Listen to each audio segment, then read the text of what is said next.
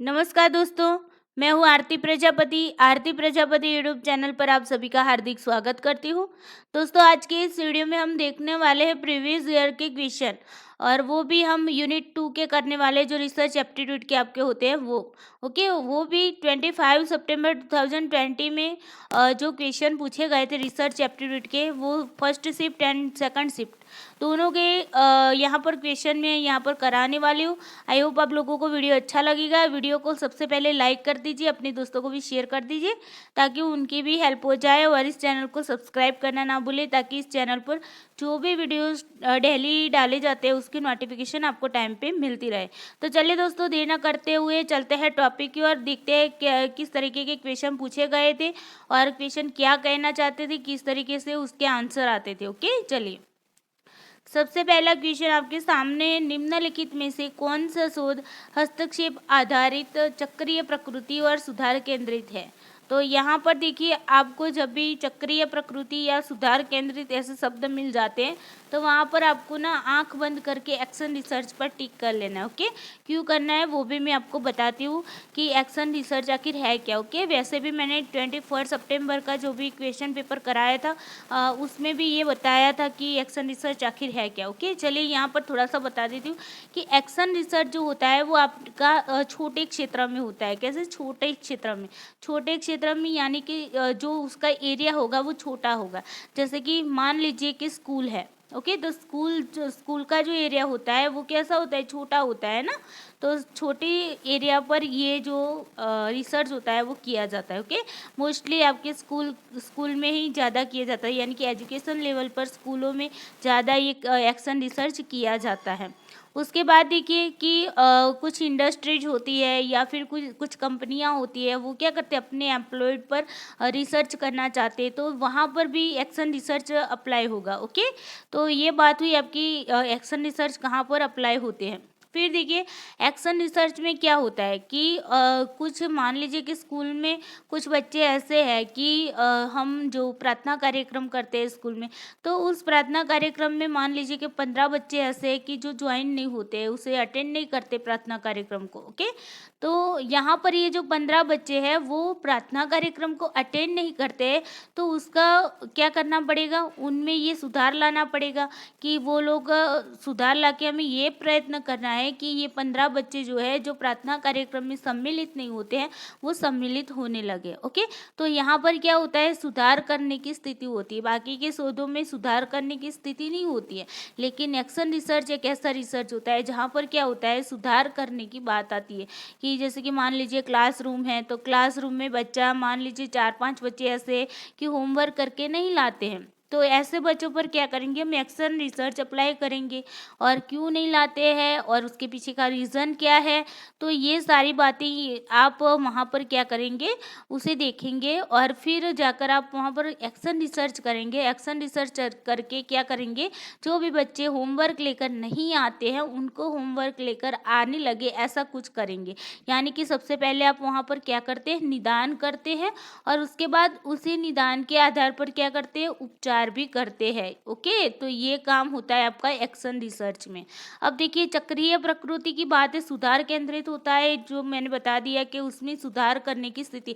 जैसे कि मान लीजिए कोई कंपनी है, कंपनी में कुछ एम्प्लॉयड ऐसे है कि काम कम करते हैं ना, और बातें ज़्यादा करती है, या तो फिर उनके काम करने का जो गति होती है वो कम होती है, तो उसका रीज़न क्या है ये भी पता लगाने के लिए, और उनमें ये जो काम करने की गति कम है वो ज़्यादा हो जाए, ऐसा सुधार करने के लिए भी कंपनी में भी क्या किया जाता है, एक्शन रिसर्च अप्लाई किया जाता है। ओके, तो चलिए अब देखते हैं कि चक्रीय प्रकृति कैसे है एक्शन रिसर्च। तो देखिए, यहाँ पर ये एक्शन रिसर्च जो है वो चक्रीय प्रकृति इस तरीके से, मान लीजिए आप कक्षा में किसी 5-6 बच्चे ऐसे, आपके मान लीजिए 5 बच्चे ऐसे जो होमवर्क लेकर नहीं आते। ओके, तो ये होमवर्क लेकर नहीं आते, तो जब आपको पता चलता है कि ये 5 बच्चे ऐसे कि होमवर्क लेकर आते नहीं है, तो आप क्या करेंगे, प्लान बनाएंगे। ओके, सबसे पहले क्या करेंगे, प्लान बनाएंगे। प्लान बनाकर क्या करेंगे, उसी प्लान को एक्ट करेंगे, यानी कि क्रियान्वय करेंगे। उन प्लान को क्या करेंगे, क्रियान्वय करेंगे। और क्रियान्वय करने के बाद आप क्या देखेंगे, ऑब्जर्वेशन करेंगे, उसका ऑब्जर्वेशन करेंगे। क्या करेंगे, ऑब्जर्व करेंगे कि जो भी प्लान बनाया था उसके आधार पर हमने जो भी क्रिया करी है तो उस क्रिया का क्या परिणाम मिल रहा है, उसका आप क्या करेंगे, ऑब्जर्वेशन करेंगे। और उसके बाद आप लास्ट में क्या करेंगे, रिफ्लेक्ट करेंगे। क्या करेंगे, रिफ्लेक्ट करेंगे। रिफ्लेक्ट करना मतलब चिंतन करना, विचार विमर्श करना। ओके, तो जो भी आपको रिजल्ट मिला है उसका आप क्या करेंगे, चिंतन करेंगे कि ये जो 5 बच्चे थे इनमें से इतने बच्चे होमवर्क लेकर 5 बच्चे होमवर्क लेकर नहीं आते थे तो उनके पीछे ये रीज़न था। इनमें से कितने बच्चे, फिर आप इवैल्यूएशन करेंगे। इवैल्यूएशन में क्या देखेंगे, इवैल्यूएशन में आप देखेंगे कि कितने बच्चों ने होमवर्क लाना स्टार्ट कर दिया। 5 बच्चे जो थे उनमें से कितने बच्चे ऐसे हैं जो होमवर्क लाने लगे हैं। तो मान लीजिए कि 3 बच्चे ऐसे हैं कि होमवर्क लेकर आने लगे लेकिन 2 बच्चे अभी भी वही स्थिति में खड़े। ओके, तो फिर क्या होगा, फिर से आप इन दोनों पर फिर से रिसर्च करेंगे, एक्शन रिसर्च करेंगे। ओके, तो फिर से आपको वही प्रोसेस करनी पड़ेगी, प्लान एक्ट। ओके, फिर से प्लान बनाना होगा, फिर से एक्ट करेंगे, यानी कि री प्लान बनाएंगे, री एक्ट करेंगे, री ऑब्जर्वेशन करेंगे, री रिफ्लेक्ट करेंगे। यानी कि फिर से प्लान बनाएंगे, फिर से एक्ट करेंगे, फिर से ऑब्जर्व करेंगे, फिर से रिफ्लेक्ट करेंगे। ओके, और जब तक कि 5 बच्चे थे वो पांचों के पांचों जब तक होमवर्क लेकर नहीं आते हैं तब तक क्या करेंगे, आप उस पर एक्शन रिसर्च करेंगे और उसमें सुधार लाने की कोशिश करेंगे। ओके, तो ये तो पूरी हो गई आपकी चक्रीय प्रकृति, क्योंकि जो देखिए आपने पहले प्लान बनाया, प्लान के बाद आपने क्या किया, एक्ट किया, एक्ट के बाद आपने ऑब्जर्व किया, ऑब्जर्व के बाद आपने रिफ्लेक्ट किया, रिफ्लेक्ट के बाद फिर से आपको पता चला कि इतने बच्चों में सुधार आए लेकिन इतने बच्चे बाकी हैं। ओके, तो फिर से आप वही प्रक्रिया क्या करेंगे, स्टार्ट कर देंगे। अगर मान लीजिए कि पांचों के पांचों बच्चों पर अगर आपने जो एक्शन रिसर्च अप्लाई किया है और पांचों के पांचों बच्चे अगर मान लीजिए कि उनमें सुधार आ गया है तो फिर से कोई नई समस्या खड़ी होगी। क्लासरूम है ना, तो क्लासरूम में तो समस्याएं आती जाती रहती है, तो फिर से एक्शन रिसर्च स्टार्ट किया जाएगा उसी कक्षा में। ओके, तो इसीलिए इसे चक्रीय प्रकृति भी कहते हैं, क्योंकि ये सर्कल की तरह क्या है, घूमती रहती, चलती ही रहती। ओके, तो इसी को हम बोलते हैं एक्शन रिसर्च। तो यहाँ पर पता चल गया। देखिए अब यहाँ से क्वेश्चन किस टाइप के आते हैं ये तो आपको एक क्वेश्चन तो दिख ही रहा है। दूसरा क्वेश्चन इसके स्टेप पूछे जाते हैं। ओके, स्टेप्स बोलो या उसकी प्रोसेस बोलो। ओके, प्रोसेस, तो प्रोसेस या आपको स्टेप्स बोले गए हो तो ये आपको चारों स्टेप याद रखने हैं। कौन से, तो प्लान, फिर एक्ट, एक्ट के बाद आपका आएगा ऑब्जर्व, ऑब्जर्व के बाद क्या आएगा आपका रिफ्लेक्ट। ओके, तो ये बात आपको अच्छे से याद रखनी है, चारों चार आपको याद रखना है। ओके, तो यहाँ पर भी चारों में भी देखिए प्लानिंग करने के बाद आप क्या करेंगे, आइडेंटिफाई करेंगे, इन्फॉर्मिंग करेंगे, ऑर्गेनाइजिंग करेंगे। ओके, और उसके बाद एक्टिंग आता है, तो एक्टिंग के बाद भी आप क्या करेंगे, ट्रायलिंग करेंगे, कलेक्टिंग, डाटा को कलेक्ट करेंगे, क्वेश्चनिंग करेंगे। ओके, तो यहाँ पर एक्ट के बाद ये सारा काम आप करेंगे तो यहाँ पर डाटा कलेक्शन का काम आ जाएगा। ओके, फिर डाटा कलेक्शन के बाद आप क्या करेंगे, ऑब्जर्व करेंगे, ऑब्जर्व के बाद डाटा का एनालिसिस करेंगे, रिपोर्टिंग करेंगे, उसको शेयर करेंगे। ओके, तो ये बात यहाँ पर आपको याद रखनी। उसके बाद रिफ्लेक्ट आएगा, रिफ्लेक्टिंग के बाद क्या होगा, इवेल्युएटिंग आएगा। ओके, तो ये सारा आपको क्या करना है, याद रखना है। कभी कभी क्या होता है कि प्लान, एक्ट, ऑब्जर्व और रिफ्लेक्ट तो पूछे जाते हैं, अगर ये नहीं दिए होते तो ये 4 दिए होते हैं। इस तरीके से यहाँ से भी आपको क्वेश्चन दिया जाता है कि कब आपको डाटा कलेक्ट करना है, कब आपको डाटा का एनालिसिस करना है। इस तरीके का आपको भी क्या, सबसे पहले समस्या की पहचान करना है, उसके बाद आपको क्या करना है कि क्वेश्चनायर बनाना है, डाटा को कलेक्ट करने के लिए माहिती को एकत्र करना है। ओके, उसके बाद क्या करना है, डाटा का एनालिसिस करना होगा, डाटा का एनालिसिस करके आपको रिपोर्टिंग करना होगा और फिर आपको क्या करना होगा, इवेल्युएटिंग करना होगा। या तो फिर आपको निदान, उपचार, तो निदान यहाँ पर आ जाएगा, आपकी समस्या की पहचान करते हैं वहाँ पर निदान आ जाएगा। लास्ट में क्या आ जाएगा, तो उपचार आ जाएगा। ओके, उपचार के बाद आप देखेंगे कि कितना सुधार बच्चों में आया है या फिर किसी पर भी आपने जब भी एक्शन रिसर्च अप्लाई किया है तो उनमें कितना सुधार आया है, ये बात आप वहाँ पर देखेंगे। ओके, तो यहाँ पर ये सारी बात आप नोट कर लीजिएगा। चलिए, तो यहाँ पर हमारा आंसर क्या है, D is the correct answer, action research. Okay, यहाँ पर आपको अच्छे से समझ में आ गया होगा। चलिए नेक्स्ट क्वेश्चन देखते हैं। क्वेश्चन है किसी शोध परियोजना में उचित प्राचलिक परीक्षा यानी कि पैरामेट्रिक टेस्ट का उपयोग करते हुए शोधकर्ता को निराकरणीय परिकल्पना यानी कि हाइपोथेसिस को निरस्त यानी कि रिजेक्ट करने की स्थिति बनती। रिजेक्ट करने के लिए क्या मिलते हैं? एविडेंस प्राप्त होते हैं। साक्ष्य प्राप्त होना यानी कि एविडेंस प्राप्त होते हैं।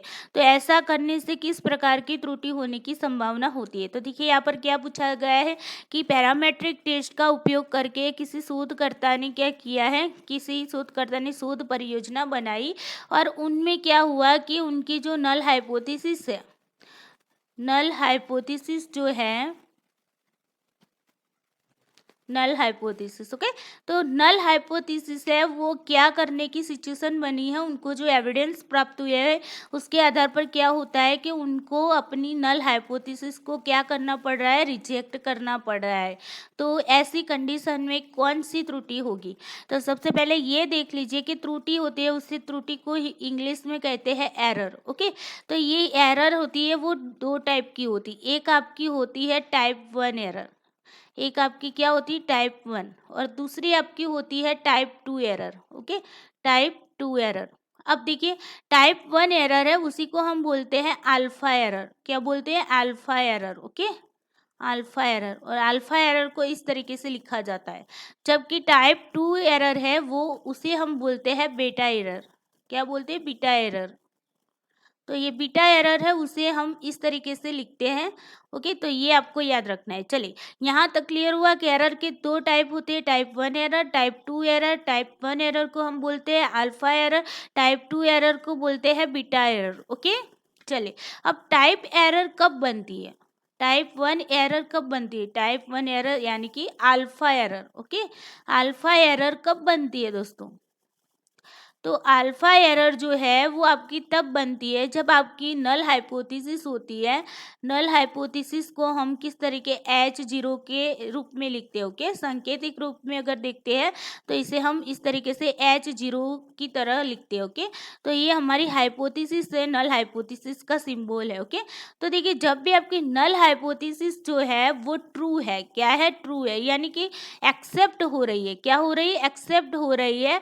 और फिर भी रिसर्चर जो है उसे रिजेक्ट करता है, या तो फिर उसे ऐसे एविडेंस प्राप्त होते हैं जिसकी वजह से उसे क्या करना पड़ता है? नल हाइपोथेसिस को रिजेक्ट करना पड़ता है, ओके। तो उसी को हम बोलते हैं टाइप 1 एरर, उसी को हम बोलते हैं अल्फा एरर, ओके। तो पता चल गया कि अल्फा एरर कब बनती है? जब भी नल हाइपोथेसिस होगी उसे एक्सेप्ट करने की जगह पर क्या होता है कि रिसर्चर जो होता है वो उसे रिजेक्ट कर देता है, या फिर उसे रिजेक्ट करने के एविडेंस प्राप्त होते हैं, उसे मजबूर बाध्य कर दिया जाता है जो नल हाइपोथेसिस होती है उसे रिजेक्ट करने के लिए, तब जाकर अल्फा एरर बनती है, यानी कि टाइप 1 एरर बनती है। अब देखिए टाइप 2 एरर कब बनती है ये भी आप ना लिख लीजिएगा। टाइप 2 एरर जिसे हम कहते हैं बीटा एरर। क्या बोलते हैं? Beta error, okay. Beta error, beta error को इस तरीके से लिखा जाता है, बी, इस तरीके से बी लिखा जाता है, ओके। यहाँ पर लिख देती हूँ बीटा एरर, ओके, इस तरीके से लिखा जाता है। तो देखिए ये जो टाइप 2 एरर है जिसे बीटा एरर कहते हैं वो कब बनेगी? तो जब हमारी ये नल हाइपोथेसिस है वो क्या है? रिजेक्ट हो रही। क्या हो रही? रिजेक्ट हो रही है। फिर भी हम क्या करते हैं? उसे एक्सेप्ट करते हैं। उसे क्या करते हैं? एक्सेप्ट करते हैं, या तो फिर उसे एक्सेप्ट करने के लिए हमें क्या किया जाता है? बाध्य कर दिया जाता है, या तो फिर हमें ऐसे एविडेंस प्राप्त होते हैं जिसकी वजह से हमें क्या करना पड़ता है कि हमारी नल हाइपोथेसिस रिजेक्ट होते हुए भी हमें उसे क्या करना पड़ता है? एक्सेप्ट करना पड़ता है। तब जाकर हमारी कौन सी एरर बनेगी? टाइप 2 एरर बनेगी, ओके। यहाँ तक क्लियर हुआ? तो देखिए यहाँ पर टाइप 1 में क्या होगा कि एक्सेप्ट तो हो रही है लेकिन हमें एविडेंस ऐसे मिलते हैं जिसकी वजह से हमें क्या करना पड़ता है? उसे रिजेक्ट करना पड़ता है। तो वो हो गई आपकी अल्फा एरर। बीटा एरर में क्या होगा? रिजेक्ट हो रही लेकिन हमें एविडेंस ऐसे प्राप्त होते हैं जिसकी वजह से हमें क्या करना पड़ता है? उसे एक्सेप्ट करने की स्थिति हमारे सामने आ जाती है, तो उसे हम बोलते हैं बीटा एरर, ओके। तो यहाँ तक क्लियर हो गया कि चलिए अब चलते हैं ऑप्शन की ओर। ऑप्शन क्या बोल रहे हैं, अल्फा एरर, बीटा एरर, या फिर दोनों एरर, या तो फिर न तो अल्फा और ना ही बीटा एरर। तो देखिए यहाँ पर क्या प्राप्त होते हैं कि हमारी जो नल हाइपोथेसिस है उसे रिजेक्ट करने के एविडेंस हमें प्राप्त होते हैं। ओके, यहाँ पर ये बात याद रखना है, एविडेंस जो हमें प्राप्त होते हैं, क्या प्राप्त होते हैं, उसे रिजेक्ट करने के एविडेंस हमें प्राप्त होते हैं। तो ऐसी कंडीशन में हमें कौन सी एरर आएगी, तो हमारी आएगी alpha error. Okay, alpha error को हम बोलते हैं टाइप 1 एरर। अगर अल्फा एरर आपको नहीं दिया है, टाइप 1 एरर दिया है, तो आपको इस तरीके से याद रखना है, या तो फिर आपको इस तरीके से सिंबल देकर इस तरीके से लिखा होता है तो भी आपको ये याद रखना है। ओके, जबकि बीटा एरर है तो उसे हम कैसे कहेंगे, टाइप 2 एरर कहेंगे। ओके, और उसे भी हम किस तरीके से, इस तरीके से लिखते हैं, बीटा एरर। ओके, तो इस इनमें से कोई भी आंसर आता है तो आपको ये सारे देखना होगा। ओके, चलिए अभी हमारे जो क्वेश्चन है उसके रिगार्डिंग हमारा जो आंसर बन रहा है, कौन सा बन रहा है, अल्फा एरर बन रहा है। ओके, क्योंकि नल हाइपोथेसिस को क्या करना, रिजेक्ट करने के एविडेंस हमें क्या होते हैं, प्राप्त होते हैं। तो उसी को हम बोलते हैं टाइप 1 एरर। ओके, उसी को हम बोलते हैं अल्फा एरर। ओके, चलिए नेक्स्ट क्वेश्चन है। अगर आपको इसके रिलेटेड, नल हाइपोथेसिस के रिलेटेड या एरर के रिलेटेड आपको डिटेल्स में वीडियो देखना है तो मेरी प्लेलिस्ट मेरे यूट्यूब चैनल पर जाइएगा। यूट्यूब चैनल पर आप जैसे ही जाएंगे वहाँ पर आपको वहाँ पर आपको प्ले लिस्ट दिखेगा। ओके, प्ले लिस्ट होगा, तो प्ले लिस्ट में जाइएगा और वहाँ पर आपको रिसर्च मेथडोलॉजी लिखा हुआ दिखेगा। रिसर्च एप्टीट्यूड और रिसर्च मेथडोलॉजी दोनों में सेम ही वीडियो डाले हुए। ओके, तो एप्टीट्यूड में जाइएगा, रिसर्च एप्टीट्यूड में आपको उस फोल्डर पर क्लिक करेगा तो वहाँ पर आपको नल हाइपोथेसिस का एक वीडियो अलग से बनाया हुआ है, उसमें ही ये दोनों एरर मैंने समझाई हुई है। तो वहाँ पर जाकर आप नल हाइपोथेसिस वाला जो भी वीडियो है उसे देख लीजिएगा। ओके, चलिए अब चलते हैं नेक्स्ट क्वेश्चन की ओर। नेक्स्ट क्वेश्चन है, क्वेश्चन क्या बता रहा है कि कॉलेज विश्वविद्यालय का कोई अध्यापक किसी बड़ी परियोजना में अपने मुख्य शोध परिकल्पना के परीक्षण की योजना बनाता है। ओके, तो इस संबंध में निम्नलिखित में से किन कथनों को संगतपूर्ण माना जाता है। तो यहाँ पर देखिए, आपको मुख्य शोध परिकल्पना का वो क्या करता है, परीक्षण की योजना बनाता है। मुख्य शोध परिकल्पना जो है, मुख्य शोध परिकल्पना है, मुख्य शोध परिकल्पना। ओके, मुख्य शोध परिकल्पना जो है उसी को हम बोलते हैं वर्किंग हाइपोथेसिस। क्या बोलते हैं, वर्किंग हाइपोथेसिस, या तो फिर उसी को हम बोलते हैं कार्यकारी हाइपोथेसिस। ओके, और जो हमारी नल हाइपोथेसिस होती है उसे हम बोलते हैं शून्य परिकल्पना। क्या बोलते हैं, शून्य परिकल्पना, तो उसी को हम बोलते हैं नल हाइपोथेसिस। ओके, तो यहाँ तक क्लियर हुआ। उसके बाद तीसरी आपकी आती है, तो तीसरी है अल्टरनेटिव, जिसे हम बोलते हैं वैकल्पिक। क्या बोलते हैं, वैकल्पिक, वैकल्पिक परिकल्पना, जिसे हम कहते हैं अल्टरनेटिव, अल्टरनेटिव क्या बोलते हैं, हाइपोथेसिस। ओके, तो ये जो है, ये तीन हमारी मुख्य मेन हाइपोथेसिस के प्रकार होते हैं। तो उसमें एक वर्किंग हाइपोथेसिस होगी, नल हाइपोथेसिस होगी और अल्टरनेटिव हाइपोथेसिस होगी। ओके, अब देखिए वर्किंग हाइपोथेसिस, जिसे हम कार्यकारी या फिर मुख्य शोध परिकल्पना कहते हैं, उसमें क्या होता है कि यहाँ पर हमने जो ये हाइपोथेसिस जब हम बनाते हैं तो ये जो अगर सत्य रहती है, यानी कि सही ठहरती है, तो जाकर हमें आगे कुछ नहीं करना है। लेकिन मान लीजिए कि आपकी मुख्य शोध परिकल्पना है वो अगर गलत हो जाती है, तब जाकर आपको क्या करना पड़ता है कि नल हाइपोथेसिस को बनाना पड़ता है। ओके, और जब भी आपकी नल हाइपोथेसिस अगर मान लीजिए गलत हो जाती है, रिजेक्ट हो जाती है, तो आपको क्या करना पड़ता है, अल्टरनेटिव हाइपोथेसिस बनानी पड़ती है। ओके, और जब भी हम अल्टरनेटिव हाइपोथेसिस बनाते तो अल्टरनेटिव हाइपोथेसिस कैसी होगी, 100% आपकी सत्य होगी,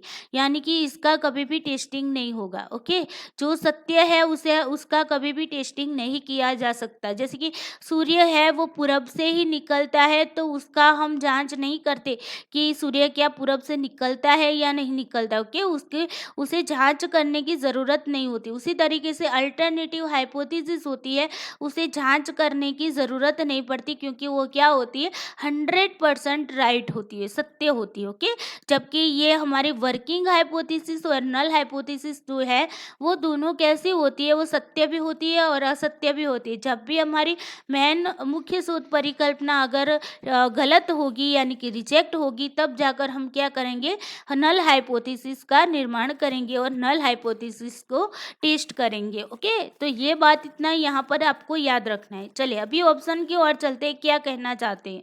मुख्य शोध परिकल्पना में चरों के बीच संबंधों का स्पष्ट रूप से उल्लेख होना चाहिए, बिल्कुल भी होना चाहिए। ओके, मुख्य शोध परिकल्पना में क्या होगा, चरों के बीच का संबंध जो होगा वो आपको क्लियरली बताया जाएगा। ओके, डायरेक्शन दिया जाएगा कि मान लीजिए ए और बी ये दोनों चर है, वेरिएबल है, तो ए की बी पर ए और बी में कुछ तफावत है। ओके, यानी कि ए बी से ज़्यादा है या तो फिर ए बी से कम है, इस तरीके का कुछ भी डायरेक्शन आपको दिया होता है आपकी मेन जो शोध परिकल्पना होती है उसमें। ओके, जबकि नल हाइपोथेसिस में ऐसा नहीं होगा। नल हाइपोथेसिस क्या कहेंगे, ये दोनों इक्वल है। ओके, इन दोनों के बीच में कोई भी तफावत नहीं है।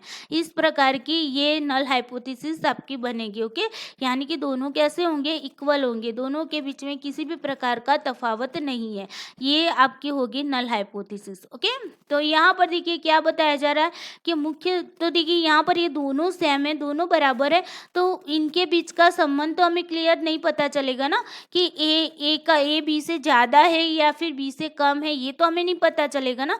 तो दोनों के बीच का जो रिलेशनशिप है, जो दोनों के बीच का जो भी संबंध है, वो हम क्या है, वो आइडेंटिफाई नहीं कर पाएंगे। ओके, तो यहाँ पर मुख्य शोध परिकल्पना में बिल्कुल भी कर पाएंगे, ए बी से ज़्यादा है या कम है, ये यहाँ पर हो पाएगा। ओके, तो इसी बात यहाँ पर की गई है कि मुख्य शोध परिकल्पना में चरों के बीच संबंधों का स्पष्ट रूप से उल्लेख होना चाहिए, बिल्कुल भी होना चाहिए, ये आपका करेक्ट है। ओके, चलिए शोध परिकल्पना में विभेदक प्रभावों या संबंधों का निष्कर्ष निकालने का उद्देश्य होना चाहिए। हाँ बिल्कुल भी, इन दोनों के बीच में क्या संबंध है उसका निष्कर्ष निकालने के लिए, यानी कि इसका कंक्लूजन निकालने का भी उद्देश्य होना चाहिए, तो बिल्कुल भी होना चाहिए। ओके, ये उसकी जो मुख्य शोध परिकल्पना है उसकी एक विशेषता है। चलिए, तो ये भी करेक्ट हो गया।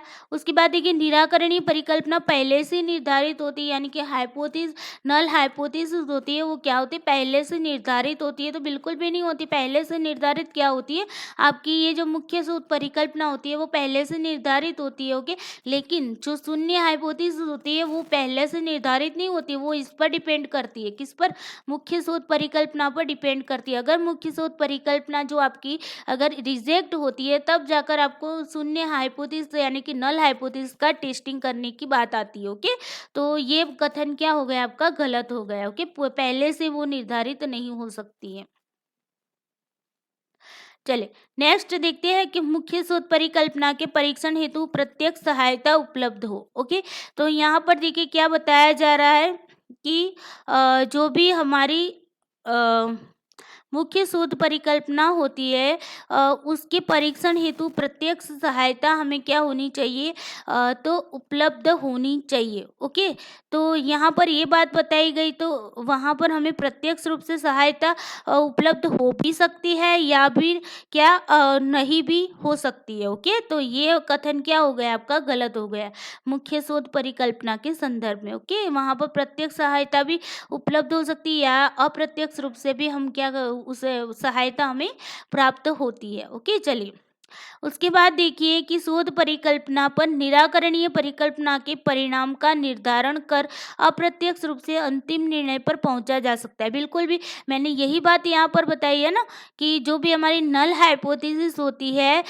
वो अगर वो बनाई जाएगी या नहीं बनाई जाएगी वो किसके आधार पर होती है, तो मैं जो हमारी मुख्य शोध परिकल्पना होती है उसके परिणामों के आधार पर होती है ना, तो वो भी क्या एक अप्रत्यक्ष रूप से हम उसका अंतिम निर्णय तक हम पहुंच पाते हैं कि अगर ये हमारी मेन हाइपोथेसिस जो है वो अगर गलत रिजेक्ट हो रही है तो नल हाइपोथेसिस बनाएंगे और हम ये बताएंगे कि इन दोनों के बीच में कोई भी सार्थक तफावत नहीं होगा। इस तरीके का हम अंतिम निर्णय पर क्या पहुंच सकते हैं। ओके, लेकिन अंतिम निर्णय नहीं होता वो अप्रत्यक्ष रूप से होता है, प्रत्यक्ष रूप से वो अंतिम निर्णय नहीं होगा। अंतिम निर्णय कब होगा कि हमारी जो नल हाइपोथेसिस है वो रिजेक्ट हो रही है या फिर एक्सेप्ट हो रही है उसके आधार पर हम कुछ लास्ट अंतिम निर्णय पर पहुंचेंगे। ओके, तब तक हम अंतिम निर्णय तक नहीं पहुंच पाते, लेकिन अप्रत्यक्ष रूप से हम पहुंच पाते कि इन दोनों के बीच में कोई भी सार्थक तफावत नहीं है। इस तरीके का हम निर्णय पहले से अप्रत्यक्ष रूप से बना सकते हैं। ओके, तो ये बात यहाँ पर सही है, तो ये ई भी आपका सही हो गया। तो यहाँ पर आपका आंसर क्या आएगा, तो यहाँ पर आपका आंसर आएगा ए बी और ई। तो कहाँ पर है आपका ए बी ई, तो यहाँ पर D is the correct answer. Okay, चलिए नेक्स्ट क्वेश्चन देखते हैं। क्वेश्चन है, यहाँ पर आपको जोड़ मिलानी है और यहाँ पर आपको सैम्पलिंग की टाइप्स दिए हुए हैं और उनकी यहाँ पर सूची 2 में आपको क्या दिया गया, उसकी डिस्क्रिप्शन दिया गया है, यानी कि उसकी व्याख्या दी गई। ओके, तो सबसे पहले हम इन चारों को अच्छे से समझ लेंगे कि चारों की परिभाषा क्या कहना चाहती हो, कि उनको पहले अच्छे से समझ लेते हैं। सिंपल रैंडम सैम्पलिंग, देखिए सैम्पलिंग के 2 टाइप्स होते हैं। सैम्पलिंग के कितने टाइप्स होते हैं, सैम्पलिंग के 2 टाइप्स होते हैं। ओके, पहला होता है प्रोबेबिलिटी, प्रोबेबिलिटी।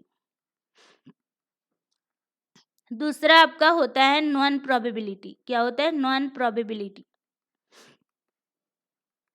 चलिए, तो प्रोबेबिलिटी एंड नॉन प्रोबेबिलिटी में क्या होगा, प्रोबेबिलिटी जो होगा आपका, वहाँ पर क्या होगा कि किसी भी, जब भी हम सैंपल लेते हैं ना, तो उन सैंपल को चुनने की जो संभावना होती है वो कैसी होती है, समान होती है, यानी कि बराबर होती है, स्वतंत्र होती है। ओके, ये प्रोबेबिलिटी की एक विशेषता है। नॉन प्रोबेबिलिटी में क्या होगा, उसमें जो भी सैंपल हम चुनेंगे उन सैंपल को हम बराबर रूप से नहीं चुनेंगे, यानी कि रिसर्चर होगा वो अपनी पसंद से, अपने उद्देश्य से, अपने हेतु से, अपनी सुविधा के अनुसार यहाँ पर लोगों का चयन करेगी। ओके, सैंपल का मतलब क्या होता है, लोगों का चयन करना, जो भी जिन पर भी आपको रिसर्च करना है उन लोगों का क्या करना, चयन करना। ओके, या वो लोग भी हो सकते हैं, मान लीजिए कि आप किसी बुक पर अगर रिसर्च कर रहे हैं तो बुक भी आपकी क्या हो जाएगी, सैंपल हो जाएगी। ओके, तो सैंपल में अकेले लोग नहीं आते हैं, बुक्स वगैरह, साहित्य वगैरह कुछ भी आता है जिन पर आप रिसर्च कर रहे हैं,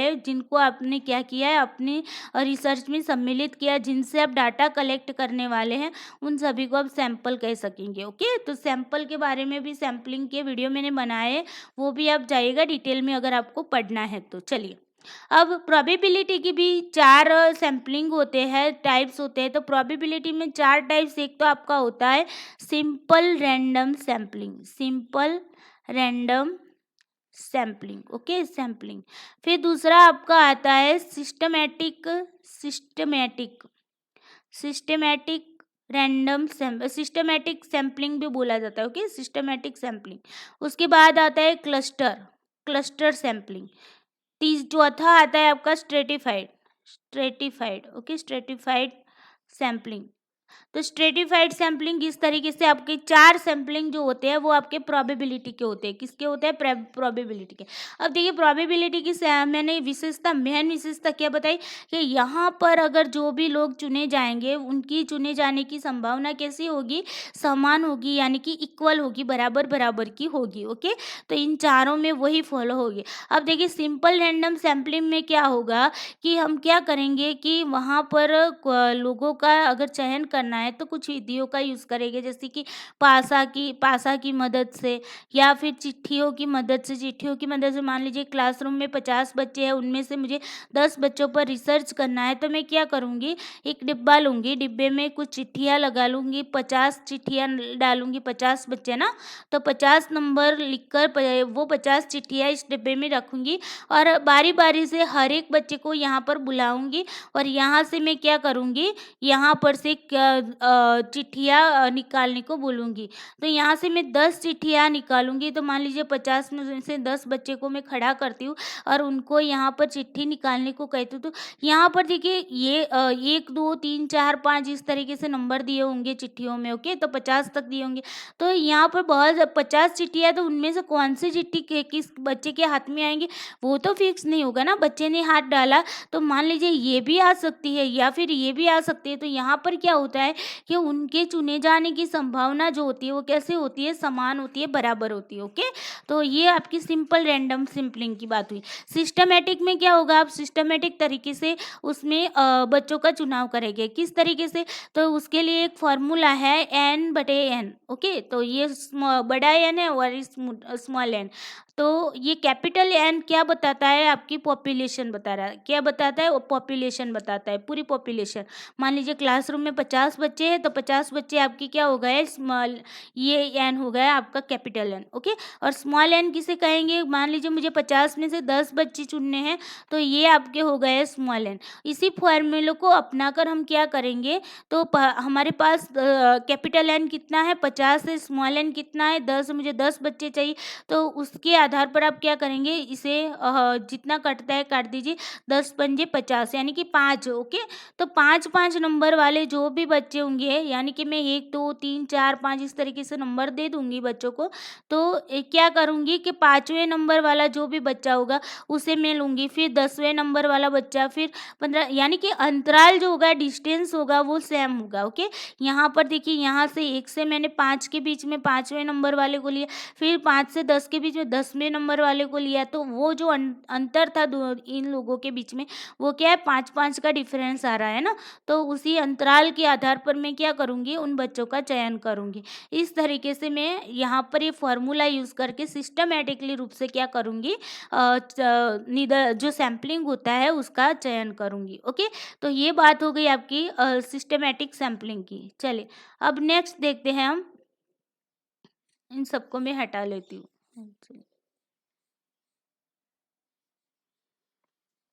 अब देखिए, एक बात ना याद रखिए कि मैंने प्रोबेबिलिटी के ही सैम्पलिंग के टाइप्स क्यों बताए, नॉन प्रोबेबिलिटी के क्यों नहीं बताए, तो उसके पीछे का रीज़न ये है कि प्रोबेबिलिटी में आपके 4 या 5 ही आते हैं, पाँचों आपका मल्टीप्लाई होता है, मल्टीपल क्लस्टर सैम्पलिंग आपका आएगा, वो भी आपका इसी में आ जाएगा। ओके, तो यहाँ पर प्रोबेबिलिटी में 5 ही होते हैं, जबकि नॉन प्रोबेबिलिटी होता है उनमें तो बहुत सारे आ जाते हैं सैम्पलिंग, तो बहुत सारे वाले आपको याद नहीं रहेंगे। इसलिए ये 5 अगर आपने याद रख लिए तो इनको याद रखने की ज़रूरत नहीं है, यानी कि प्रोबेबिलिटी के सैम्पलिंग के टाइप्स याद रख लो, नॉन प्रोबेबिलिटी की याद रखने की ज़रूरत नहीं पड़ेगी। ओके, तो चलिए अब आते हैं इनके अलावा, ये जो 5 है मैंने बताए, इनके अलावा जो भी होंगे वो आपके क्या होंगे, नॉन प्रोबेबिलिटी होगी। तो डिमेंशियल सैम्पलिंग जो होता है, वो डिमेंशियल सैम्पलिंग है, वो आपके क्वोटा सैम्पलिंग है। क्वोटा सैम्पलिंग का ही ये क्या है, एक पार्ट है। ओके, ये विस्तृत रूप है कोटा सैम्पलिंग का। अब देखिए कोटा सैम्पलिंग क्या होता है, तो उससे पहले हम देखेंगे स्ट्रेटिफाइड सैम्पलिंग के बारे में। स्ट्रेटिफाइड सैम्पलिंग के बारे में, स्ट्रेटिफाइड सैम्पलिंग में क्या होता है कि हम जब भी लोगों का जिनका भी हम सैंपल लेते हैं, उन लोगों को हम स्तर में बांट लेते हैं इस तरीके से। जैसे कि मान लीजिए कि मैंने आर्थिक स्तर जो भी सामाजिक आर्थिक स्तर वाले जो भी लोगों को लिया है। ओके, सामाजिक आर्थिक स्तर के आधार पर लोगों को मैंने लिया। तो देखिए आर्थिक स्तर में अगर बात की जाए तो क्या होगा, उच्च स्तर वाले होंगे, है ना, मध्यम स्तर वाले होंगे, और ये गरीब लोग होंगे। अमीर, गरीब और मध्यम, इस तरीके से हम 3 पार्ट में उसे बांट सकेंगे। ओके, तो ये क्या किया हमने, उनको अलग अलग स्तर में बांट लिया, वर्गीकृत कर लिया। तो उसी को हम बोलते हैं स्ट्रेटिफाइड। स्ट्रेटिफाइड में क्या होगा कि प्रोबेबिलिटी है ना, प्रोबेबिलिटी का ये पार्ट है, तो इसमें क्या होगा, रैंडमली सिस्टम से हम इसमें चयन करेंगे। ओके, जिस तरीके से हम जाति के संदर्भ में लेते हैं तो स्त्री और पुरुष, तो ये क्या किया हमने, स्त्री और पुरुष जो है वो हमने क्या किया, उनको वर्गीकृत किया। ओके, तो यहाँ पर जो होता है वो क्या होते हैं, गुण, लक्षण, जो उनके लक्षण होते हैं, उनकी लाक्षणिकता होती है, विशेषता होती है, उनके आधार पर हम स्तरों में बांटते हैं। स्त्री और पुरुष एक प्रकार की लाक्षणिकता ही है ना, विशेषता है दोनों की, ये स्त्री है, ये पुरुष है, दोनों की लाक्षणिकता है। तो उनके आधार पर हमने क्या किया, उनको स्तर में बांट लिया। लेकिन यहाँ पर स्तर में बांटेंगे, लेकिन देखिए मान लीजिए मुझे स्त्री लेनी है, तो स्त्री में भी मैं रैंडमली सिस्टम यूज़ करेंगी, पुरुषों को लेने के लिए भी क्या करूँगी, रैंडमली सिस्टम का यूज़ करूँगी, तब जाकर ये क्या हो जाएगा, स्ट्रेटिफाइड सैम्पलिंग। लेकिन यहाँ पर क्वोटा सैम्पलिंग में भी यही कंडीशन बनेगी, यहाँ पर भी गुण, विशेषता, उनके आधार पर वर्गीकृत तो किया जाएगा। लेकिन मान लीजिए कि मैंने यहाँ पर 3 स्तरों पर बांट लिया। ओके, तो यहाँ पर मान लीजिए मैंने अमीर लोगों को लिया, यहाँ पर मध्यम लोगों को लिया और यहाँ पर गरीब लोगों को लिया। तो यहाँ पर मैंने 3 स्तर में यहाँ पर बांटे, लेकिन यहाँ पर क्या करूँगी कि रिसर्चर जो होगा वो क्या करेगा, अपनी सुविधा के अनुसार, अपनी इच्छा के अनुसार जो भी अमीर लोग को लेना चाहेगा उनको ही लेगा। यहाँ पर वो रैंडमली सिस्टम यूज़ नहीं करेगा। ओके, मध्यम में भी वो उसे जो भी जिनको जानता होगा या फिर उसे लगेगा कि मुझे इनको लेना है, तो अपनी सुविधा के, अपनी मर्जी के अनुसार यहाँ से मध्यम लोगों को लेगा, गरीब में भी वो इस तरीके से लेगा। तो वो हो गया आपका क्या, कोटा सैम्पलिंग। ओके, और कोटा सैम्पलिंग का ही विस्तारित रूप होता है डायमेंशनल सैम्पलिंग। ओके, तो यहाँ तक क्लियर हो गया कि ये किस तरीके से गुण, विशेषता, लाक्षणिकताओं के आधार पर हम क्या करते हैं, उनको स्तरीकृत करते हैं, और स्तरीकृत करके हम क्या करते हैं, उन पर रिसर्च करते हैं। तो ये हो गया आपका डायमेंशनल सैम्पलिंग। चलिए अब बात करते हैं स्नोबॉल सैम्पलिंग की। तो स्नोबॉल सैम्पलिंग में क्या होगा दोस्तों, तो स्नोबॉल सैम्पलिंग होता है, उसे हम हिमगेंद कहते हैं। हिमगेंद का मतलब क्या होता है पता है, तो देखिए ये हिम का एक, बर्फ का एक पहाड़ है। ओके, मान लीजिए बर्फ का पहाड़ है, तो यहाँ से जो बर्फ होगी वो यहाँ से मान लीजिए कि नीचे की ओर आ रही है। ये जो बर्फ की पहाड़ है वो क्या होती है, नीचे की ओर आ रही है। तो जैसे जैसे वो नीचे आएगी वो वैसे वैसे बढ़ती जाएगी, है ना। ये जो होती है, जैसे जैसे नीचे गिरेगी तो उसके उसके साथ साथ दूसरे बर्फ को भी अपने साथ लेती आएगी। और ये वो क्या होगी, ऊपर से नीचे से ऊपर की ओर आएगी, तो सॉरी, ऊपर से नीचे की ओर आएगी, तो क्या होगी कि बड़ी होती जाएगी। उसी तरीके से स्नोबॉल में भी यही होता है कि यहाँ पर एक रिसर्चर है, वो रिसर्च करना चाहता है। मान लीजिए कि रिसर्चर है, वो जानना चाहता है कि जो भी तलाक लेने वाले लोग होते हैं, डिवोर्स लेने वाले लोग, तो उनके बच्चों पर उनकी क्या इफ़ेक्ट होती है। तो वो क्या करेगा कि मान लीजिए कि उसके आसपास कहीं पर भी उसे पता है कि मेरे कोई रिलेशनशिप में या फिर मेरा कोई फ्रेंड है, तो उसने डिवोर्स लिए है, तो वो क्या करेगा, उसे मिलेगा और उसे पूछेगा कि भाई डिवोर्स के क्या कारण है, उससे डाटा एकत्रित करेगा और वो अपने दोस्त को बताएगा कि यार तेरे जैसे जिसने डिवोर्स लिए हैं वो अगर तेरे ध्यान में है तो उसके बारे में जानकारी लेकर मुझे देना। तो ये दोस्त तो ना क्या करेगा, उसको उसको भी याद आता है कि हाँ यार मेरे 2 दोस्त हैं, तो उन्होंने भी डिवोर्स लिए है, तो वो क्या करेगा, अपने 2 दोस्तों से पूछेगा, उनसे जानकारी प्राप्त करेगा और ये जानकारी वो इसे दे देगा। फिर यहाँ पर ये भी अपने दोस्तों को यही बताएगा कि तुम्हारे सर्कल में अगर किसी ने डिवोर्स लिए हुए हैं तो तुम ना किसी को पूछकर डिवोर्स के बारे में बताना मुझे। तो ये वाला मान लीजिए इसके भी 2 दोस्त हैं, तो वो भी डिवोर्स लिए हुए हैं। इसके 3 दोस्त ऐसे थे जो डिवोर्स लिए हुए थे। तो इस तरीके से ये क्या होता है कि एक में से ही ये फैलता जाता है, बढ़ता ही जाता है, बढ़ता ही जाता है, आगे की ओर बढ़ता जाता है और सारी डाटा क्या होता है, एकत्रित होकर हमारे रिसर्चर के पास आ जाता है। ओके, लेकिन यहाँ पर क्या होगा, रिसर्चर जो होगा वो यहाँ के जो लास्ट वाले लोग होंगे ना, उनके बारे में कुछ भी नहीं जानता होगा। यानी कि वो उन लोगों को नहीं पहचान, ये डायरेक्टली यहाँ पर नहीं पहचानते होंगे, और ये लोग जो होंगे लास्ट वाले, वो लोग डायरेक्टली रिसर्चर को नहीं पहचानते होंगे। ओके, ये कंडीशन यहाँ पर बनती है, तो इसी को हम बोलते हैं स्नोबॉल। चलिए अब चलते हैं, ऑप्शन को देखते हैं और किस तरीके से आंसर आते हैं। चलिए, तो सबसे पहला आपका है सिंपल रैंडम सैम्पलिंग। तो सबसे पहले हम सूची 2 से ही स्टार्ट करेंगे, तब जाकर आपको पता चलेगा कि क्या कहना चाहते हैं। तो यहाँ पर देखिए 1 नंबर क्या कहता है, प्रतिदर्श संरचना आरेखन से पूर्व अभिज्ञापित विभिन्न विशिष्ट लक्षणों के अनुसार यूनिटों को क्या करता है, अभिज्ञापित किया जाता है। विशिष्ट लक्षणों के आधार पर क्या करते हैं, यूनिटों को वो क्या करता है, उनको सिलेक्शन करता है। तो यहाँ पर क्या आएगा, तो यहाँ पर विशिष्ट लक्षणों वाली बात मैंने कहाँ पर बताई थी, तो डायमेंशनल में बताई थी, है ना। मैंने बताया था ना कोटा सैम्पलिंग के बारे में, गुण लक्षणों के आधार पर स्तर में बांटा जाता है और उसके आधार पर क्या किया जाता है, डाटा को एकत्रित किया जाता है। ओके, तो यहाँ पर ये एक वाला आएगा आपका किसमें, ये आपका सी है और ये आपका डी है। ओके, तो देखिए सी में आपका क्या आ गया, 1 आ गया। ओके, चलिए अब देखते हैं, प्रत्येक यूनिट को चयनित करने के लिए समान और स्वतंत्र अवसर दिया जाता है। तो जहाँ पर समान और स्वतंत्र अवसर कहाँ पर दिया जाएगा, तो सिंपल रैंडम सैम्पलिंग में आपका आ जाएगा, समान रूप से वहाँ पर क्या होता है, स्वतंत्र अवसर यहाँ पर दिया जाता है। तो यहाँ पर 2 नंबर आपका आ गया। ओके, ए में आपका 2 आ गया।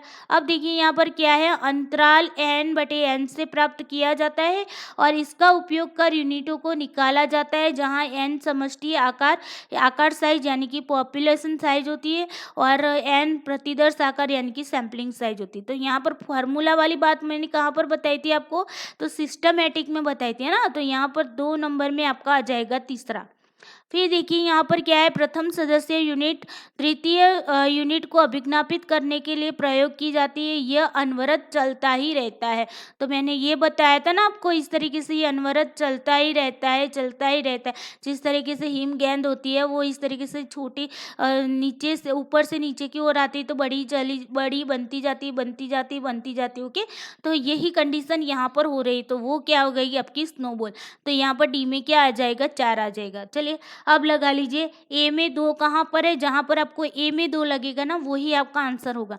तो देखिए यहाँ पर ए में 1 है तो ये तो काट ही लीजिए, यहाँ पर ए में 2 है तो ये वाला आंसर आपका सही हो रहा है। अब देखिए तीसरे नंबर में ए में 4 है तो इसे भी काट लीजिए, ए में 3 है तो इसे भी काट लीजिए।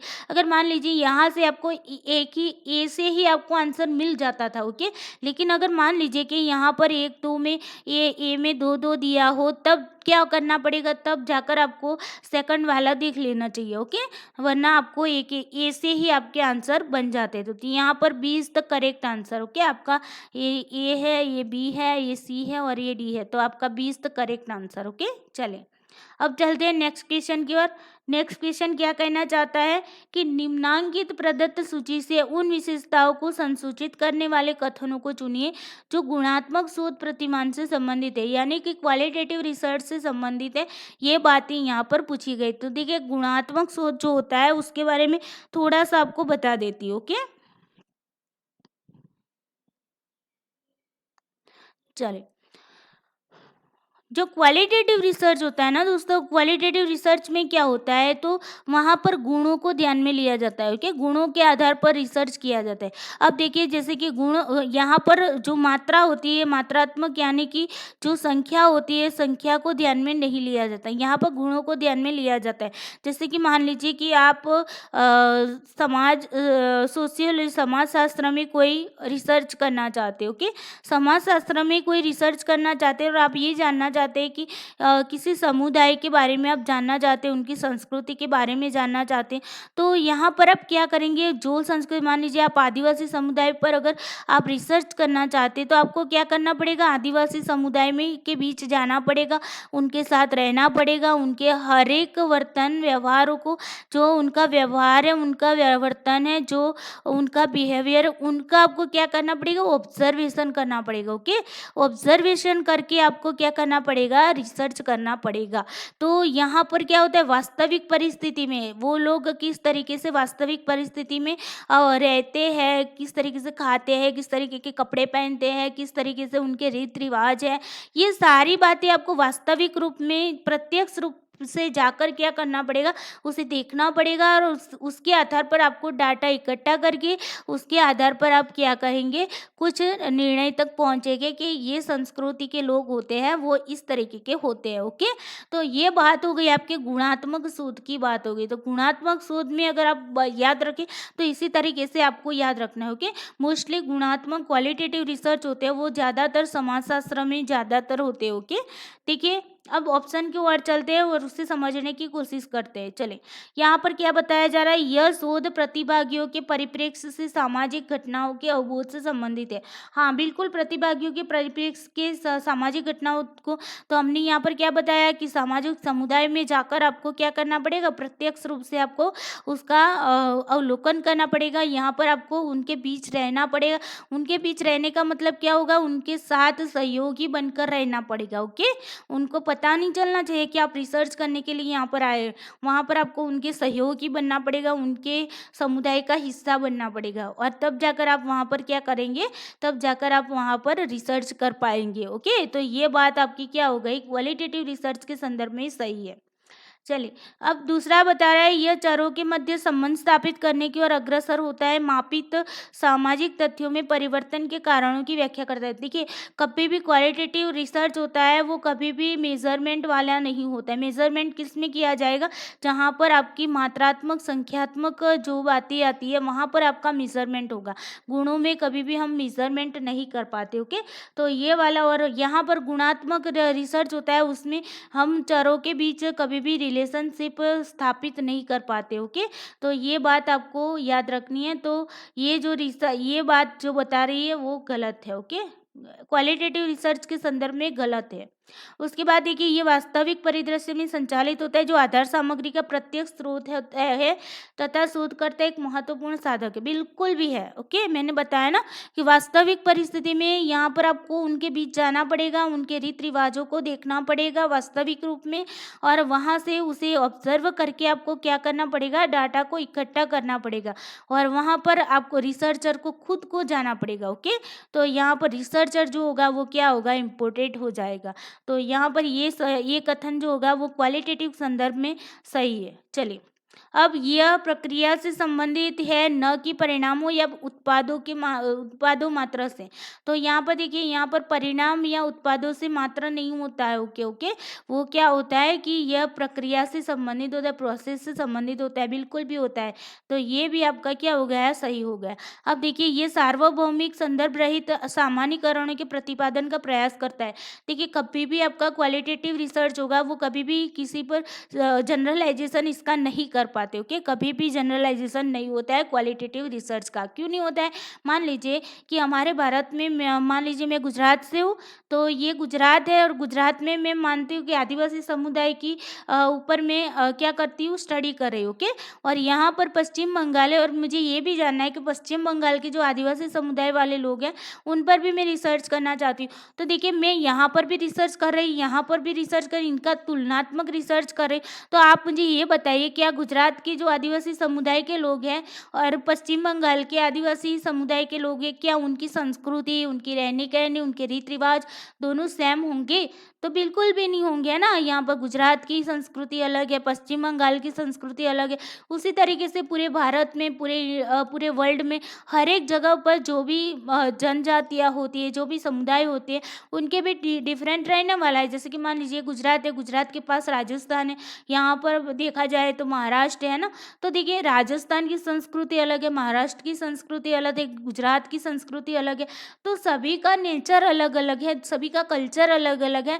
तो हम इसके आधार पर ये तो नहीं कह सकते ना कि गुजरात में जो आदिवासी लोगों की संस्कृति है, जो आदिवासी लोग जिस तरीके से रहते हैं, जिस तरीके से खाते पीते हैं, जिस तरीके से जीते हैं, उसी तरीके से भारत के हर आदिवासी लोग रहते हैं, ये तो कंक्लूजन नहीं निकल सकते ना। तो ये हमारा क्वालिटेटिव रिसर्च के संदर्भ में ये जो कथन है हमारा, वो क्या है? गलत है। ओके, तो यहाँ पर हमारा आंसर क्या बनेगा? ACD। कहाँ पर है ACD? तो सी इज द करेक्ट आंसर, यानी कि ACD। ओके, चलिए नेक्स्ट क्वेश्चन देखते हैं। क्वेश्चन है कि एक शोधकर्ता अपने अध्ययन के अंतर्गत निराश्रित चर के संभव प्रभाव जांचने एवं आकलित करने हेतु एक निष्पत्ति परीक्षण का क्या करता है? प्रयोग करता है। ओके, अचीवमेंट टेस्ट का यहाँ पर ये प्रयोग करता है, और टेस्ट से उनके जो आंकड़े मिलते हैं वो प्राप्तांकों का जो वितरण होता है, जिसे हम कहते हैं डिस्ट्रीब्यूशन ऑफ स्कोर्स। ओके, तो जो डिस्ट्रीब्यूशन ऑफ स्कोर्स है तो वो कैसा मिलता है? ऋणात्मक विषमता वाला मिलता है, यानी कि नेगेटिवली स्क्यूड मिलता है। ओके, इसके आधार पर परीक्षण के कठिनाई स्तर के बारे में कौन सा कथन दिया जा सकता है? तो यहाँ पर देखिए, आपको क्या बताया जा रहा है कि एक शोध करता है वो अचीवमेंट टेस्ट का प्रयोग करता है, और टेस्ट के जो भी आंकड़े प्राप्त होते हैं, जो भी प्राप्तांकों का जो वितरण उनको प्राप्त होता है, डिस्ट्रीब्यूशन जो प्राप्त होता है, वो कैसा मिलता है? तो नेगेटिवली स्क्यूड में मिलता है। ओके, तो इसे हम स्क्यूनेस भी कहते हैं, स्क्यूड को क्या बोलते हैं, स्क्यूनेस भी बोलते हैं। तो नेगेटिव स्क्यूनेस में ये आंकड़े प्राप्त होते हैं, तो उनका कठिनाई का स्तर क्या क्या होगा ये बताया जा रहा है, यहाँ पर पूछा जा रहा है। तो सबसे पहले यहाँ पर आपको ये पता होना चाहिए कि एनपीसी क्या है। ओके, तो एनपीसी जो होता है वो आपका नॉन प्रोबेबिलिटी कर्व होता है। ओके, अब देखिए यहाँ पर जो नॉन प्रोबेबिलिटी कर्व होता है उसमें जो प्राप्तांकों का जो वितरण होता है जिसे हम डिस्ट्रीब्यूशन ऑफ स्कोर कहते हैं, तो प्राप्तांकों का वितरण किस तरीके से होगा, इस तरीके से घंटा आकार का होगा। कैसा होगा, इस तरीके से घंटा आकार का। ओके, तो यहाँ पर घंटा आकार का इस तरीके का वो बनेगा, और उसमें क्या होगा कि दोनों तरफ जो छोर है ना, ये छोर है दोनों तरफ, वो कैसे होंगे, समान होंगे। यानी कि यहाँ पर 50 है तो यहाँ पर भी 50 होंगे, यहाँ पर 75 है तो यहाँ पर भी 75 होंगे। यानी कि कहने का मतलब इनके दोनों छोर जो होंगे वो कैसे होंगे, वो समान होंगे, इक्वल होंगे। ओके, बीच में यहाँ पर 0 आता है, ये 1 + 1 2 1 3 इस तरीके से ही चलता रहता है। इस तरफ क्या होगा, नेगेटिव होगा, -1 -2 -3, ये तो आपको पता ही होगा इस तरीके का। ओके, तो देखिए यहाँ पर क्या होता है कि जो मीन होता है हमारा, बीच का जो माध्य होता है ना, उसके बराबर बराबर दोनों छोर क्या होते हैं, उसके दोनों छोर समान होते हैं, उसे हम एनपीसी कहते हैं। ओके, तो उसके बाद देखिए हर कंडीशन में एनपीसी बनना जरूरी नहीं होता है। कभी कभी क्या होता है, कभी कभी जो हमारा कर्व होता है ना वो इस तरीके का भी बनता है, इस तरीके का, इस तरीके का। ओके, ये एक कर्व हुआ, दूसरा कर्व हमारा इस तरीके से भी बन सकता है, इस तरीके का। ओके, इस तरीके का। तो ये जो दोनों बने, तो ये जो है वो आपका क्या है, ये आपका हो गया पॉजिटिव। क्या हो गया, पॉजिटिव स्क्यूड बना। क्या बना, पॉजिटिव स्क्यूड बना। ओके, तो ये पॉजिटिव स्क्यूड बना, और ये जो है वो आपका क्या है, नेगेटिव स्क्यूड है, नेगेटिव स्क्यूड। ओके,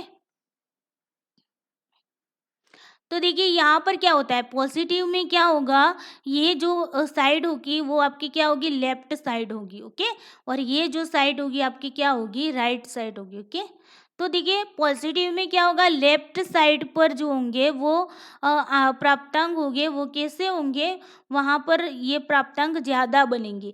लेकिन नेगेटिव में क्या होगा, नेगेटिव में यहाँ पर राइट साइड पर प्राप्तांक होंगे वो ज़्यादा बनेंगे। ओके, तो यहाँ पर ये जो देखिए यहाँ पर इस तरीके से आप राइट साइड पर जाएंगे तो पॉजिटिव में क्या होगा, कम होता जाएगा, जबकि नेगेटिव में क्या होगा, नेगेटिव में लेफ्ट साइड पर कम होंगे और राइट साइड पर क्या होंगे, ज़्यादा हो जाएंगे। ओके, ये आपका बीच का है। ओके, ये आपका बीच का एरिया, यहाँ पर ये 0 आ गए, यहाँ पर 0, यहाँ पर क्या है प्लस, यहाँ पर +2 +3 इस तरीके से। ओके, यहाँ पर -1 -2 -3, यहाँ पर +1 +2 +3, यहाँ पर आपका -1 -2 -3 इस तरीके का।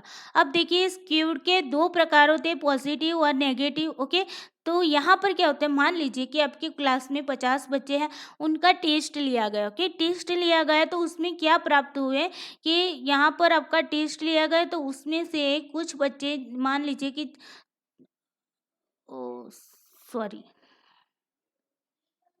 चलिए मान लीजिए कि यहाँ पर 40 बच्चे जो हैं वो क्या हो गए, 40 बच्चे आपके फेल हो गए। क्या हो गए, फेल हो गए, और 10 बच्चे जो थे वो क्या हो गए, पास हो गए। ओके, तो इसमें इसमें आप क्या कहेंगे, ये टेस्ट के कैसा होगा, सरल होगा या फिर कठिन होगा। तो आप बोलेंगे कि टेस्ट जो है उसमें बच्चे, अगर कम बच्चे पास हो रहे हैं तो उसका मतलब होगा कि टेस्ट जो था वो हार्ड था, है ना, यानी कि कठिन था। टेस्ट क्या था, कठिन था। अगर मान लीजिए अब दूसरे दिन, या एग्जाम्पल के रूप में समझिए कि अगर ये कंडीशन बनती है कि 50 स्टूडेंट है, उनमें से 10 बच्चे जो है वो क्या होते हैं, फेल होते हैं। क्या होते हैं, फेल, और 40 बच्चे जो है वो क्या होते हैं, पास होते हैं। ये एग्जाम्पल के तौर पर आपकी समझ में आए इसलिए बता रही हूँ। ओके, तो यहाँ पर आप क्या अनुमान, ये दूसरी सिचुएशन में आप क्या बताएंगे, 40 बच्चे पास हुए हैं ना, 10 बच्चे फेल हुए, तो यहाँ पर आप क्या कहोगे कि जो टेस्ट था वो क्या था, सरल था, एकदम सरल था, एकदम इजी था, इसीलिए यहाँ पर ज़्यादातर बच्चे क्या हुए, पास हो गए। ओके, तो ये कंडीशन यहाँ पर पूछी गई है। तो यहाँ पर क्या होता है दोस्तों कि देखिए ये पहली कंडीशन जो बनी ना, वो आपकी क्या बनी, पॉजिटिव स्क्यूड में बनी। यहाँ पर क्या होंगे, ज़्यादातर बच्चे यहाँ पर क्या होंगे, फेल हो गए, और जो पास होने वाले बच्चे थे वो क्या थे, कम थे। ओके, यहाँ पर पास होने वाले बच्चे 10 और यहाँ पर फेल होने वाले बच्चे 40। तो यहाँ पर ये जो कर्व बना ना, वो क्या ऊपर की ओर ये लेफ्ट साइड पर ज़्यादा बनता है। ओके, अब देखिए दूसरी कंडीशन में क्या हुआ कि यहाँ पर फेल वाले बच्चे हैं, यहाँ पर पास वाले बच्चे हैं, तो पास होने वाले की संख्या क्या थी, ज़्यादा हो गई, यानी कि यहाँ पर 40 बच्चे पास हुए और यहाँ पर कितने बच्चे फेल हुए, तो यहाँ पर 10 बच्चे फेल हुए। तो यहाँ पर क्या कंडीशन बनी दोस्तों कि पास होने वाले बच्चे ज़्यादा है, यानी कि यहाँ पर टेस्ट कैसा था, सरल था। ओके, ज़्यादा जहाँ पर होगा वो सरल हो जाएगा। ओके, अब देखिए यहाँ पर क्या हुआ, यहाँ पर फेल होने वाले ज़्यादा थे, इसीलिए क्या बताया जा रहा है कि यहाँ पर ये टेस्ट जो होगा वो कठिन होगा।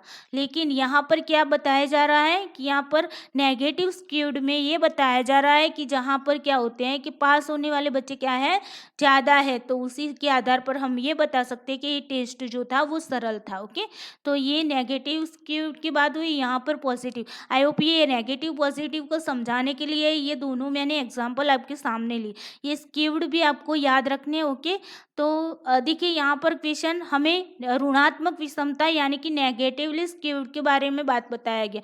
तो यहाँ पर अब क्या होगा, टेस्ट लिया, टेस्ट के जो आंकड़े मिले उसके आधार पर ये बताया जा रहा है कि नेगेटिव स्क्यूड बना।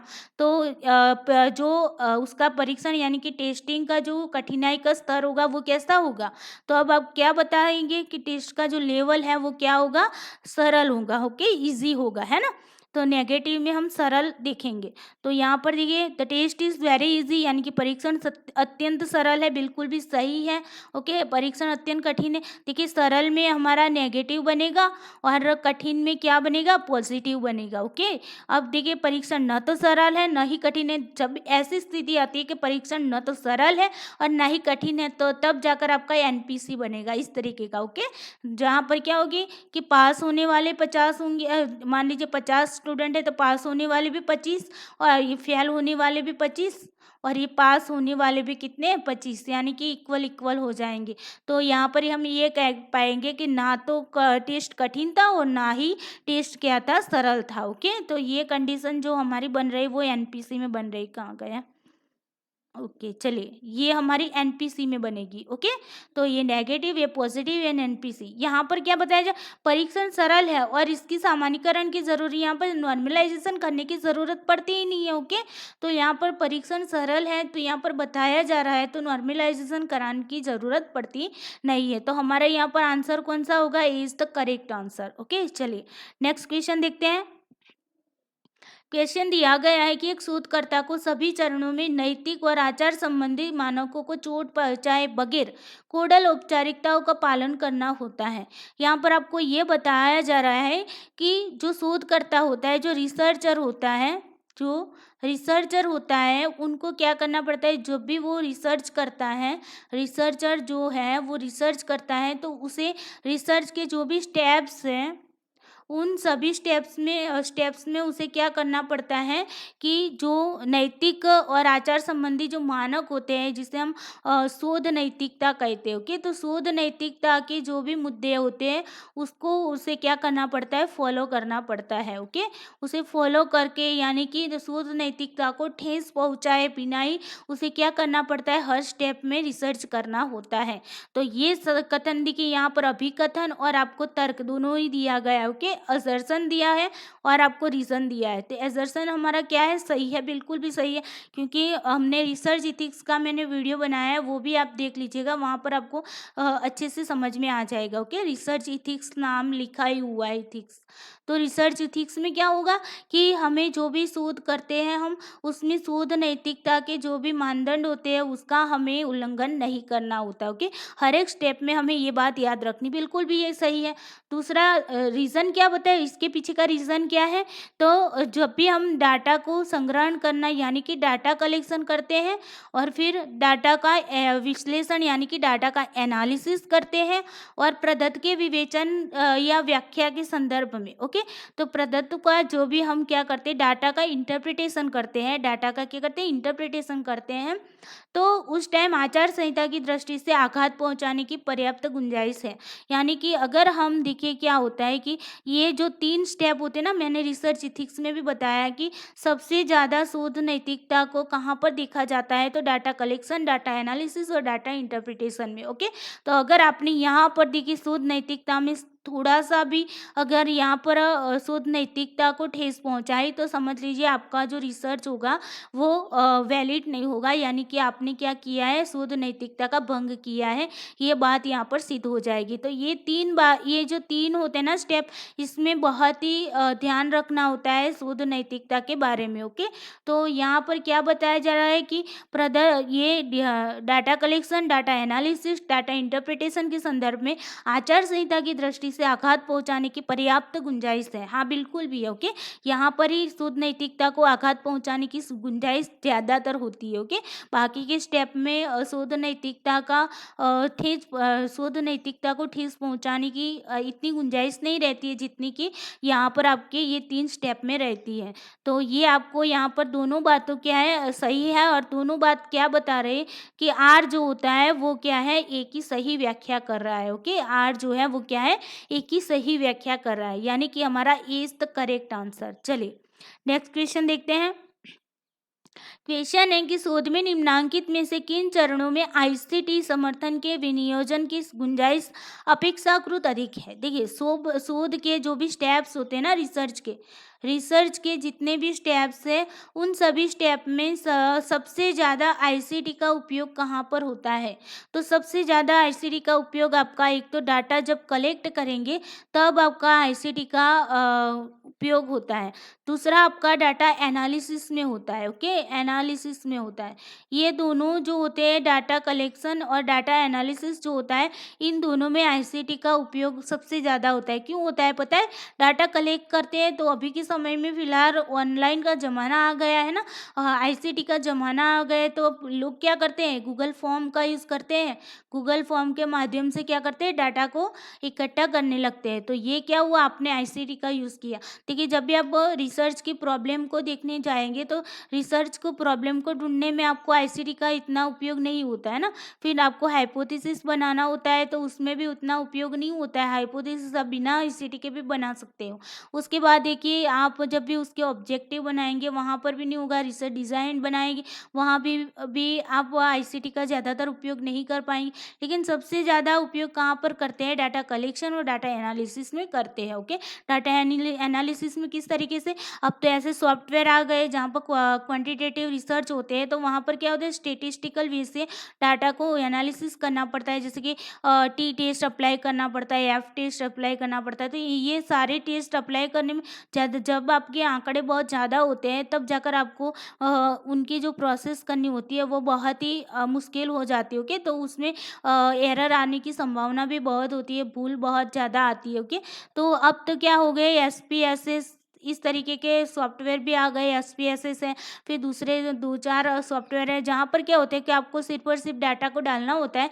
जैसे डाटा डालते हो वैसे तुरंत ही स्टेटिस्टिकल आपका जो भी डाटा होता है वो एनालिसिस होकर डायरेक्टली आ जाता है। ओके, तो वहाँ पर कंप्यूटर में जो कैलकुलेशन होता है वहाँ पर भूल नहीं आती है। जबकि हम खुद से करते हैं तो कैलकुलेशन में भूल आ जाती है ना, लेकिन कंप्यूटर में अगर कैलकुलेटिंग होता है तो वहाँ पर कोई भी भूल आने की संभावना नहीं रहती है।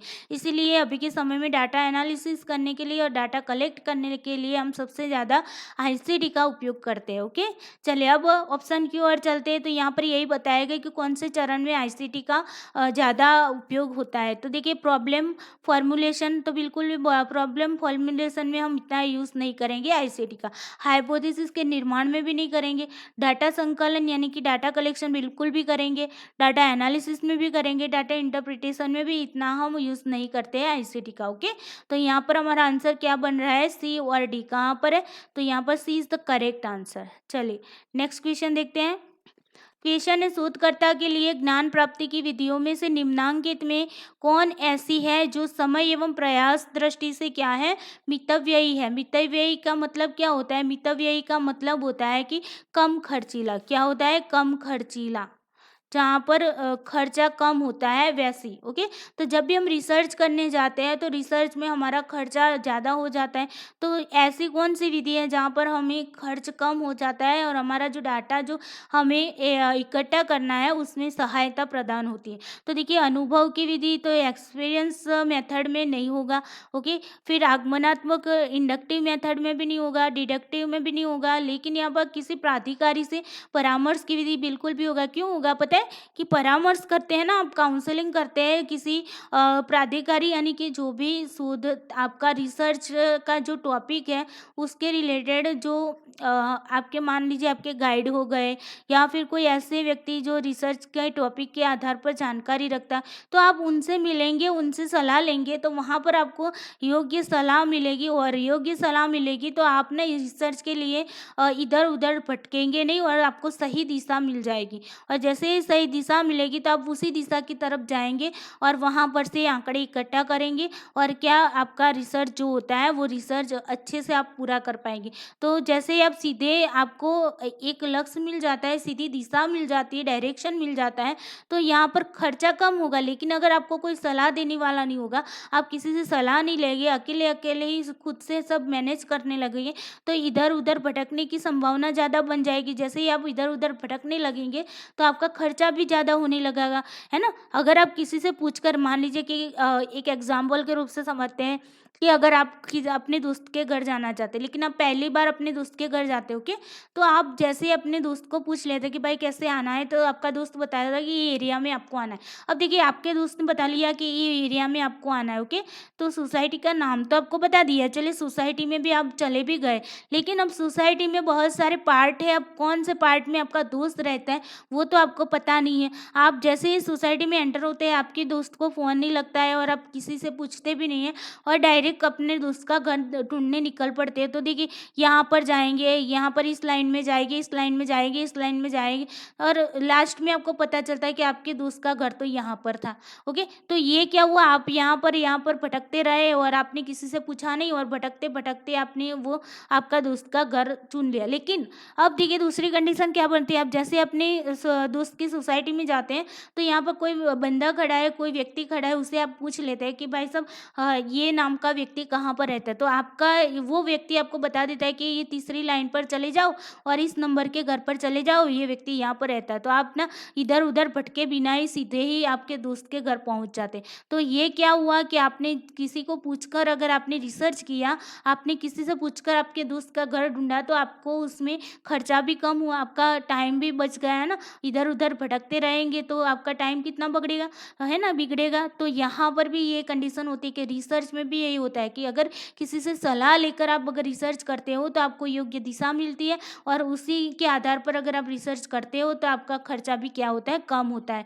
तो यहाँ पर ये बताया गया है, इसीलिए यहाँ पर D is the correct answer. Okay? तो दोस्तों, ये थे हमारे 25 सितंबर के सारे क्वेश्चन मैंने यहाँ पर करा दिए हैं। ओके, सितंबर के जो भी क्वेश्चन थे 2020 में पूछे गए थे वो मैंने यहाँ पर कराए। तो आई होप आपको ये सारे क्वेश्चन अच्छे से समझ में आ गए होंगे।